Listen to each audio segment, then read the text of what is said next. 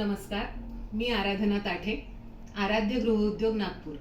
आज आम्ही आमच्या गृहउद्योगात गवती चहा आणि तुळस यांच्या पावडरी करायला घेतलेल्या आहेत.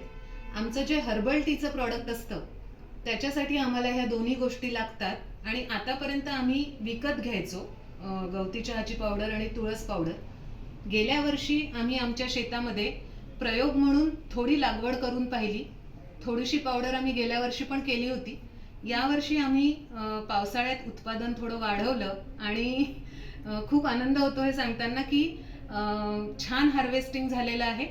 आणि जवळून दाखवशी गवती चहा अशा प्रकारे हार्वेस्ट करून बारीक कापून वाळवून घेतला आहे.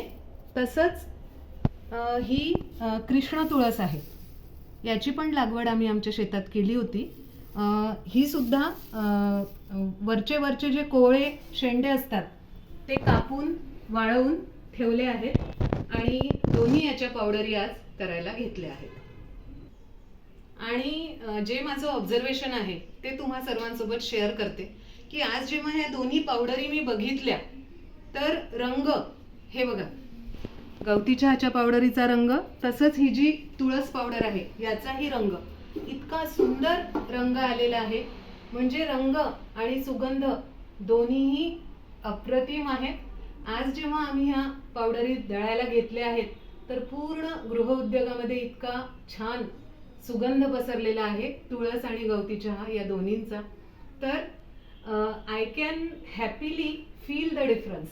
ज्या आम्ही विकत घेत होतो पावडरी त्यांच्यामधला आणि आम्ही स्वतः केलेल्या पावडरी या दोन्हींमधला फरक खरोखर खूप आनंददायी आहे. कदाचित असंही असेल, असं म्हणतात की आपलं स्वतःचं मूल आपल्याला विशेष प्रिय असतं, त्याचं आपल्याला विशेष कौतुक असतं.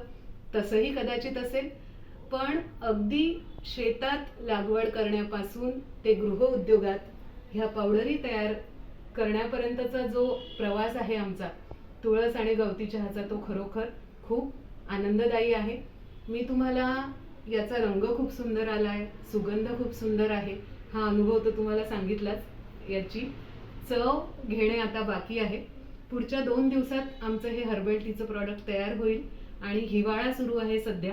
थंडीमध्ये हर्बल टी सगळ्यांसाठी खूप गुणकारी आहे. ज्यांना हवा आहे ते आमच्याशी संपर्क करू शकतात आणि आमच्या आनंदात तुम्ही देखील सामील होऊ शकता. धन्यवाद.